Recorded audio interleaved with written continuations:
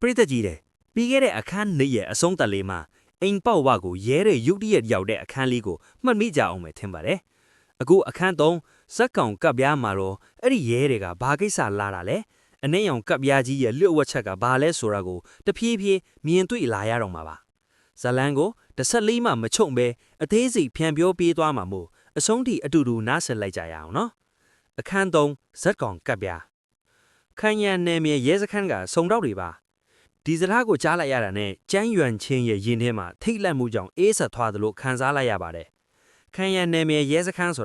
ာသူ့ဝန်းကွယ်အကူအလို့လုပ်တဲ့နေရာမဟုတ်လားဘာကိစ္စကြောင့်ငါ့ကိုလာရှာရတာလဲဆိုပြီးသူတွေးလိုက်မိပါတယ်သူဟာအိတ်ခမ်းတကားဝါကိုတိတ်တဆိတ်ကတ်သွားပြီးအပြင်ဘက်ကိုနားဆွမ်းနေရင်ရုတ်တရက်တဆုံတစ်ခုကိုတတိယသွားပါတယ်အဲ့ဒါနဲ့သူဟာဖုံးကိုအလင်းမြန်ဖွင့်လိုက်ပြီး Larry Payne နဲ့ပြောထားတဲ့ဖုံးပြောမှတ်တမ်းတွေစာဖို့မှတ်တမ်းအားလုံးကိုဖျက်ပစ်လိုက်ပါတယ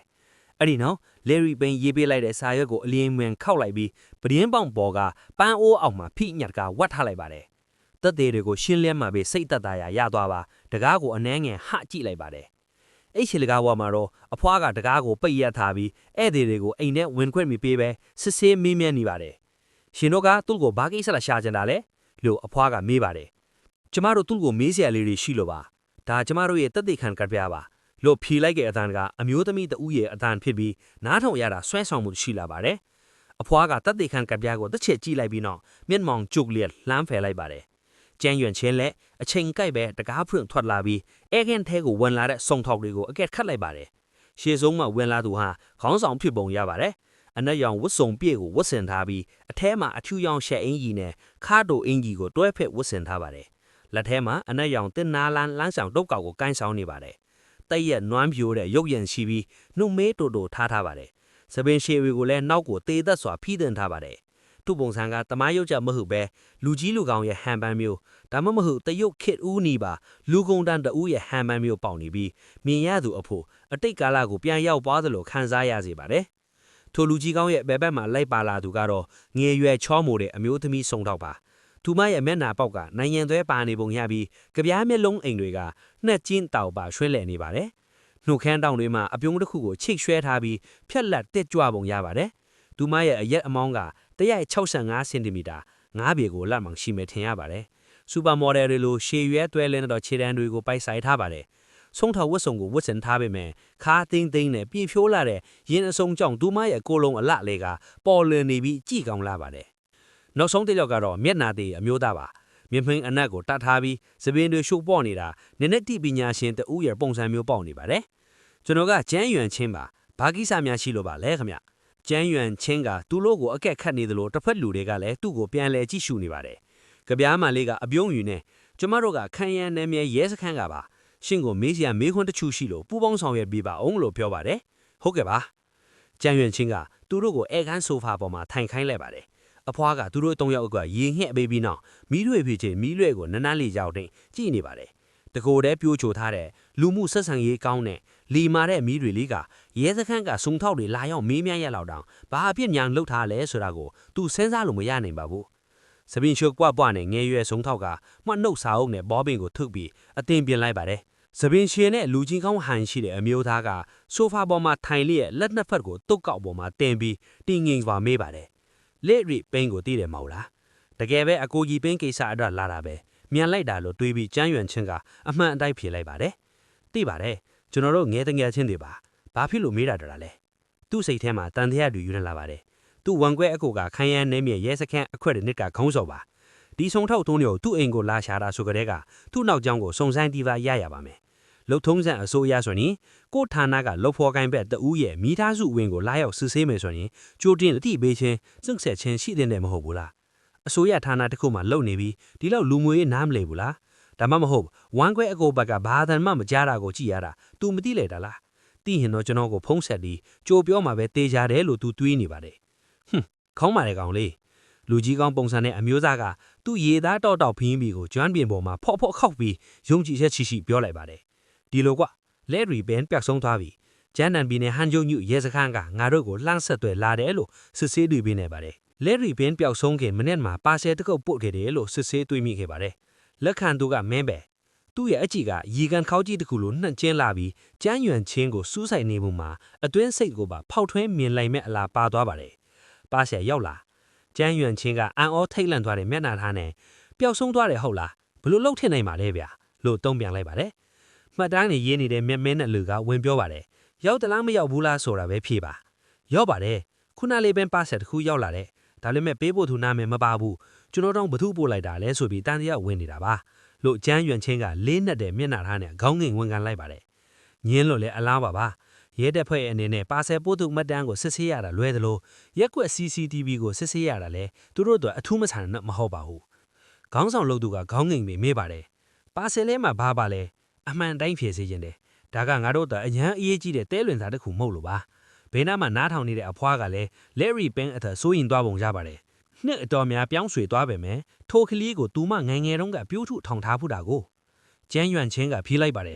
ပါဆယ်ထဲမှာဘာမှမပါဘူးဗလာကြီးပဲဗျဗလာကြီးလားခေါင်းဆောင်လို့သူကမျက်လုံးချင်းမင်းသွားပြီးကျန်းရွံချင်းကိုအကဲခတ်လိုက်ပါတယ်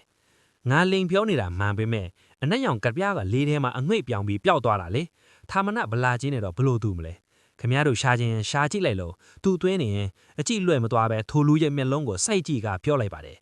်ငါပါဆဲကိုဖွင့်ကြည့်လိုက်တော့ဘာမှမပါပဲလီမုံဘူးအိတ်ကြီးတွေ့တာပဲဟုတ်တာပေါ့အဲ့ဒီပါဆဲထုတ်ငါအိတ်ထဲမှာရှိသေးတယ်မယုံညံသွားကြည့်လို့ရပါတယ်အကိုကြီးပင်းပြက်ဆုံးခြင်းကငါထင်ထားသလိုမျိုးဖြစ်နေရခဲ့ရင်အခုအချိန်မှာအမှန်တရားကိုဖုံးကွယ်ထားမှာဖြစ်မယ်ဝမ်ခွဲအကိုအဘောက်ကပြန်လာတဲ့တော့အဖြစ်မှန်ကိုရှင်းပြပြီးတိုင်ပင်တော့မယ်အန်ဒီရရှိနေတဲ့ကိစ္စမို့ကို့လူအချင်းချင်းတိုင်ပင်တာကပိုစိတ်ချတယ်လို့သူဆုံးဖြတ်လိုက်ပါတယ်ခေါင်းဆောင်လို့သူကအမျိုးသမီးစုံထောက်ကိုမျက်ရည်ပြလိုက်ပါတယ်သူမကအပြုံးယူညံအေးခန်းထဲကိုဝင်သွားပါတယ်ခဏကြာတော့ပြန်ထွက်လာပြီးခေါင်းဆောင်ကိုခေါင်းကျင်ပြလိုက်ပါတယ်ခေါင်းဆောင်လို့သူကအနှဲငယ်တုံတိုင်သွားပြီးနောက်တင်းငိမ့်စွာပြောပါတယ်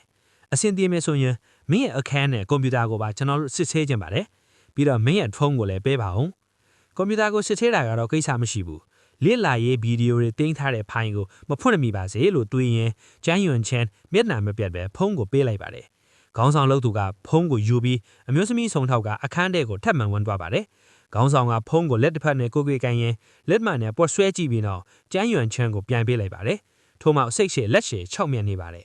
10မိနစ်အခန့်ကြားတဲ့အခါမှာအမျိုးသမီးဆုံထောက်ကသူမရဲ့တွဲလင်းတဲ့ခြေတံကြီးလေးတွေကိုလှမ်းပြီးပြန်ထွက်လာပါတယ်ဒီတစ်ခါတော့သူမကခေါင်းခါလိုက်ပါတယ်ခေါင်းဆောင်ကအနှဲငယ်ခေါင်းကျင်လိုက်ပြီးတင်းငင်စွာပြောပါတယ်ပူပေါင်းဆောင်ရွက်ပေးလာကြည်စုတင်ပါတယ်ကျွန်တော်တို့ပြန်လိုက်အောင်မယ်ဗျကျန်းရွံချင်းကအလျံမြန်မေးလိုက်ပါတယ်အကိုကြီးပင်းရဲ့အခြေအနေလူသိခွင့်ရမလားဗျသူကစိတ်ရင်းမှန်နဲ့မေးလိုက်တာဖြစ်တယ်လို့တစ်ဖက်မှာလည်းမိမိရဲ့လင်ညာချင်းကိုဖုံးကွယ်ရတာဖြစ်ပါတယ်တငယ်ချင်းပျောက်ဆုံးနေတယ်ဆိုတာကြားလိုက်ရဲ့အခြေအနေကိုမမေးမြတ်မဲ့နေကြတယ်တန်တရားဝင်သွားလိမ့်မယ်လीခေါင်းဆောင်ကစိတ်ရှည်စွာဖြေလိုက်ပါတယ်လဲဒီပင်ကအဆောင်ထဲမှာပျောက်ဆုံးသွားတာစင်ကြံလန်းက CCTV မှာသူ့အခန်းပြင်ထွက်သွားတဲ့ပုံရိပ်မတွေ့ရဘူးအဆောင်ပေါ်ပြောချက်အရဆိုရင်ညဘက်အိမ်သားထွားတဲ့အခါမှာလဲရီပင်အိယာပေါ်မှာရှိနေသေးတယ်လို့ဒါပေမဲ့မနက်မိုးလင်းတော့လူကမရှိတော့ဘူး24နာရီကျော်သွားတော့အဆောင်မူကအကြောင်းကိုတင်ပြီးကျောင်းကရဲစခန်းကိုတိုင်ချက်ဖွင့်လိုက်တာပဲအသေးစိတ်ထပ်သိချင်းညံတော့ဒေတာကုန်းရဲစခန်းကိုပဲဖုံးဆက်မေးကြည့်ပါဦးကွာလို့တင်းငယ်စွာဖေးပါတယ်ဦးလေးလည်းပြောတာနဲ့အတူတူပဲဒေတာကုန်းရဲတွေကဘာမှခီးမရောက်သေးဘူးဆိုတဲ့သဘောပေါ့လူကျန်းရွံချင်းကတွေးရင်ခေါင်းရင်လိုက်ပါတယ်ဟုတ်ကဲ့သိပါလေခေါင်းဆောင်ကလက်အောင်ငယ်လူနှစ်ယောက်ကိုခေါ်ပြီးတကားပေါက်စီကိုထွက်ခွာသွားပါတယ်လန်ဒဝတ်အရာရက်လာလက်နောက်ပြောလိုက်ပါတယ်တဲလွင်သားတစ်ခုခုရရဲ့ကျွန်တော်တို့ကိုချက်ချင်းအကြောင်းကြားပါလို့အမြင့်အစာနဲ့ပြောပြပါတယ်ဘာမှဖုံးကွယ်မထားပါဘူးဗျာကျန်းရွံချင်းကခေါင်းရင်ဖို့ပြေးလိုက်တာကအဲ့ဒီလူမအတိတ်ပဲပါတဲ့အပြုံးနဲ့ဆက်ပြောပါတယ်အဲ့ဒီလိုမဟုတ်ရင်နောက်ထပ်ပျောက်ဆုံးမဲ့လူကမင်းဖြစ်သွားလိမ့်မယ်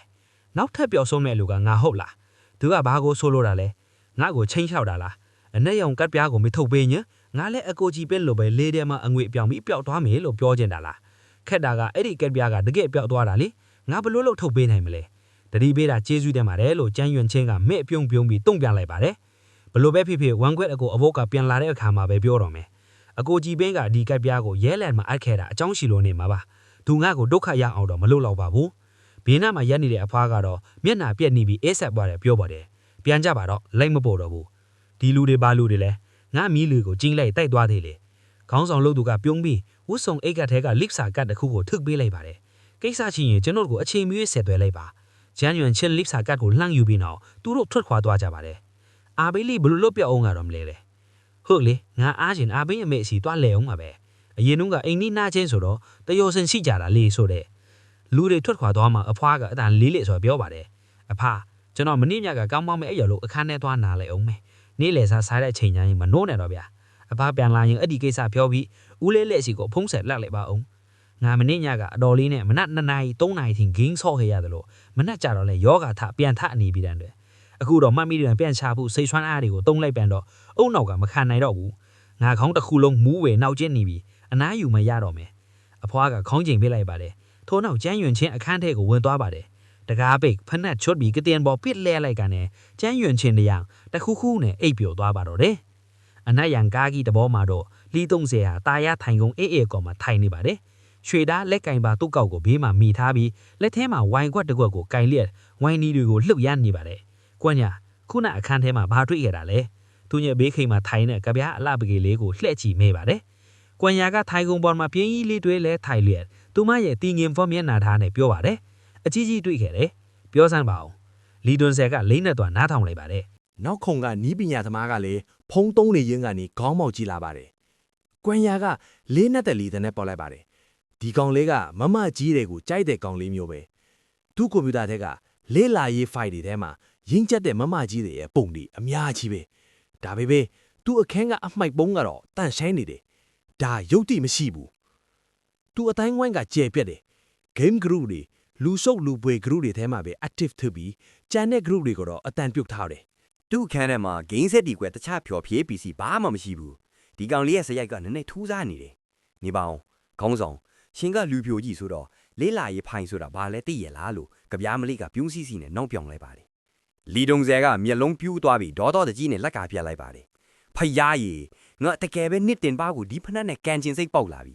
ငါအလုတော်ပြောနေရလေနင်ကဘာရီလာပြောနေတာလဲငါ့ကိုဘယ်နှခါပြောရမလဲလူရမ်းကားလို့မနေပါနဲ့နင်ညမ်းကားတွေမပြောပါနဲ့လို့နင်အချင်းကတိတ်မကောင်းဘူးမင်းကလေးမပြီးသားဘူး